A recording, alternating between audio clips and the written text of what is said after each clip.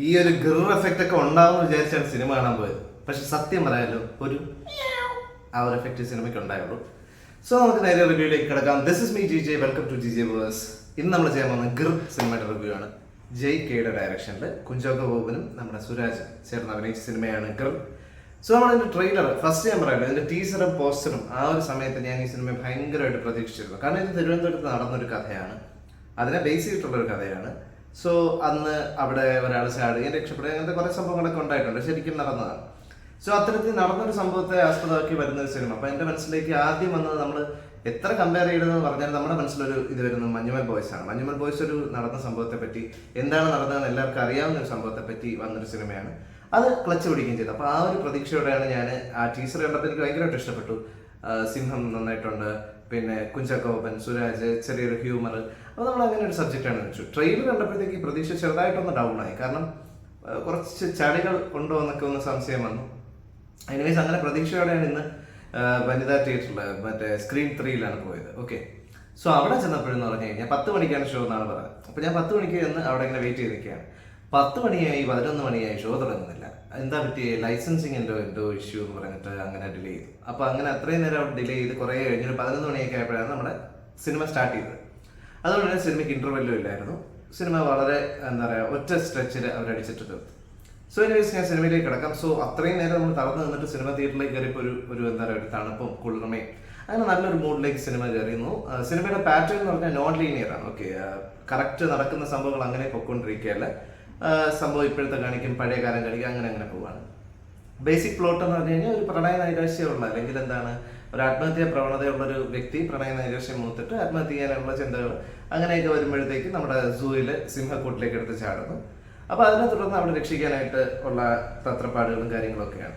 അപ്പോൾ ഇതിൽ നമ്മുടെ എന്താണ്, ആത്മഹത്യ ചെയ്യുന്ന അല്ലെങ്കിൽ ആ ഒരു പ്രവണതയുള്ള വ്യക്തിയായിട്ട് അഭിനയിച്ചിരിക്കുന്നത് റെജി എന്ന് പറഞ്ഞ ക്യാരക്ടർ ചെയ്തിരിക്കുന്നത് കുഞ്ചാക്കോ ബോബനാണ്. നമ്മുടെ ഈ രക്ഷിക്കാനുള്ള ഹരിദാസ് എന്ന് പറഞ്ഞ ക്യാരക്ടർ ചെയ്തിരിക്കുന്നത് സുരാജാണ്.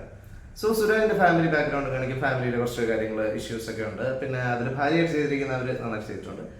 അങ്ങനെ സിനിമ അങ്ങനെ പോവുകയാണ്. വളരെ എന്റർടൈനിങ് ആണ്. എന്നിട്ട് നമുക്കറിയാലോ, ഒബ്വിയസ്ലി സിംഹമുണ്ട്, ദർശൻ എന്ന് പറഞ്ഞ സിംഹമുണ്ട്. പിന്നെ അതിലാണ് ആദ്യത്തെ സംശയം വന്നത്. കാരണം പറഞ്ഞാൽ ദർശൻ എന്ന് പറഞ്ഞ ഈ സിനിമയിൽ ഈ സിംഹത്തിന്റെ ക്യാരക്ടറിനെ ശരിക്കും ഇവർ പറയുന്നത് ഇവർ യഥാർത്ഥ സിംഹത്തെ വെച്ച് അഭിനയിച്ചു എന്നാണ്. ഒരുപാട് ബിഹൈൻഡ് ദ സീൻസ് വീഡിയോസും വന്നിട്ടുണ്ട്. പക്ഷെ സിനിമയിൽ നമ്മൾ, ഇതെന്റെ ഓണസ്റ്റ് ഒപ്പീനിയനാണ്, സത്യസന്ധമായിട്ട് എനിക്ക് പേഴ്സണലി ഫീൽ ചെയ്ത ഒരു ഒപ്പീനിയനാണ്. സിനിമയിൽ നമ്മൾ കാണുമ്പോഴത്തേക്ക് സിംഹം VFX ചെയ്താണെന്ന് തോന്നും. കാരണം അതിന്റെ നാക്കാണെങ്കിൽ ഇത്രയും പിങ്ക് കളറിലൊക്കെ അങ്ങനെയൊക്കെ വരുമെന്നൊക്കെ നമുക്ക് തോന്നും.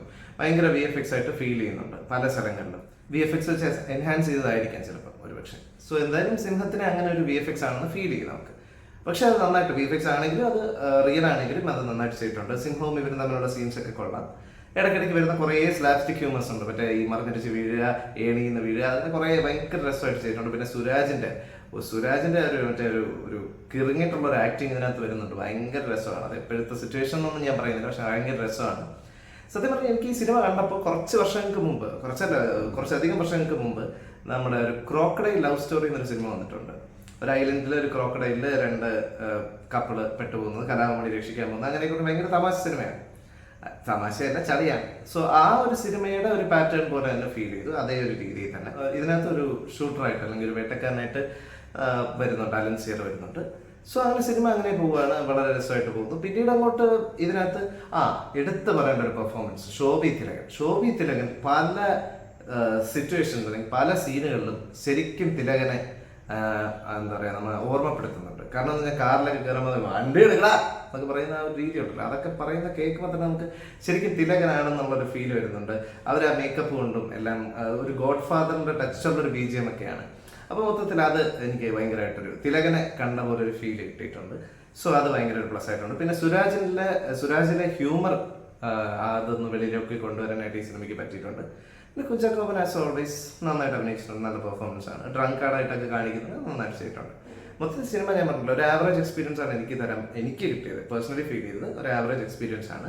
കാരണം ഗുർ എന്ന് പറഞ്ഞിട്ട് നമ്മൾ ഭയങ്കര ത്രില്ലിംഗ് ആയിട്ട് അങ്ങനെയൊന്നുമില്ല. ഇത് കുറച്ച് ഹ്യൂമറൊക്കെ ആയിട്ടുള്ള ഒരുപാട് സംഭവങ്ങളെ കളിയാക്കിയിട്ട്, ഈ ചാനലുകളെയൊക്കെ കളിയാക്കിയിട്ട്, അനാവശ്യമായിട്ട് പേഴ്സണൽ കാര്യങ്ങളിലേക്ക് ഇടിച്ചേറുന്ന കാര്യങ്ങളും അതിനൊക്കെ കളിയാക്കിയിട്ട്, പിന്നെ ഫയർഫോഴ്സിന്റെ തമാശ, അങ്ങനെ ഒരുപാട് മഞ്ജുപിള്ളയ്ക്ക് ഒരു നല്ല ക്യാരക്ടർ ചെയ്തിട്ടുണ്ട്. അപ്പൊ മൊത്തത്തിൽ ഞാൻ പറഞ്ഞല്ലോ, ഒരുപാട് നല്ല ആൾക്കാരുടെ കുറച്ച് നല്ല പെർഫോമൻസസ് ഉണ്ട്. പക്ഷെ സിനിമ ആസ് എ ഹോൾ എടുത്ത് നോക്കുമ്പോഴത്തേക്കും cinema not up to the mark എന്ന് പറയാം. കാരണം ത്രില്ലർ എന്ന് പറഞ്ഞാൽ ജേണറിനോട് നീതി പുലർത്തുന്നില്ല. എന്നാൽ കോമഡി സിനിമയാണെന്ന് വെച്ചാൽ അത്രയ്ക്ക് ഭയങ്കര കോമഡി ഒന്നുമല്ല. മൊത്തത്തിൽ എന്താ പറയുക, ഒരു ഫൺ ഫിൽഡ് ആയിട്ടുള്ളൊരു എന്താ പറയുക സർവൈവർ കൈൻഡ് ഓഫ് മൂവി, ഒരു ഫൺ ഫിൽഡ് സർവൈവർ. നമ്മളൊരു ഇംഗ്ലീഷ് സിനിമകളിലൊക്കെ കണ്ടിട്ടുള്ള പോലെയാണ്. ഇതിൽ തന്നെ കൊരങ്ങായിട്ട് വേഷം കിട്ടിയ ഒരാളിരിപ്പുണ്ട്, അയാൾ വെച്ചിട്ട് കുറച്ച് തമാശകൾ, പിന്നെ കരടിയുടെ കുറച്ച് തമാശകൾ, അങ്ങനെയൊക്കെ ഉണ്ട്. എല്ലാം കുഴപ്പമില്ല, എന്താ പറയുക, കുഴപ്പമില്ലാത്തൊരു സിനിമ അങ്ങനെ പറയാം. ഒരു ആവറേജ് എക്സ്പീരിയൻസ് തന്ന ഒരു സിനിമയാണ്. പിന്നെ ഒരു ഭയങ്കര ഒരു മോശമായിട്ട് എനിക്ക് ഫീൽ ചെയ്തതെന്ന് പറഞ്ഞു കഴിഞ്ഞാൽ ഇതിൻ്റെ അകത്ത് വളരെ ഒരു തന്ത്രപ്രധാനമായിട്ടുള്ളൊരു റോള് ചെയ്യേണ്ടതാണ് ഇതിൻ്റെ നായിക. പക്ഷേ എനിക്ക് പേഴ്സണലി ഒട്ടും അങ്ങോട്ട് ഡൈജസ്റ്റ് ആയില്ല. കാരണം ഇതിനകത്ത് ഓക്കെ ഫസ്റ്റ് പ്രണയം കാണിക്കുന്നുണ്ട്, പ്രണയം നന്നായിട്ട് ചെയ്തിട്ടുണ്ട്, ചിരിക്കുന്നുണ്ട്, സ്നേഹമായിട്ട് സംസാരിക്കുന്നുണ്ട്.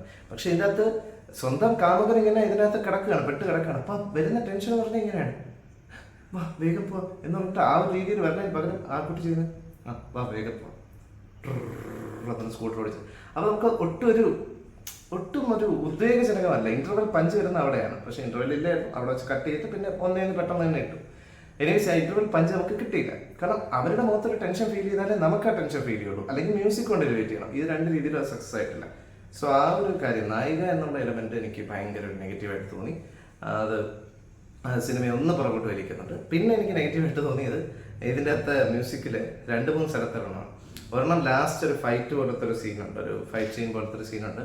ആ ഒരു ഫൈറ്റ് സീക്വൻസിൽ വന്നിരിക്കുന്ന മ്യൂസിക് എന്ന് പറഞ്ഞു കഴിഞ്ഞാൽ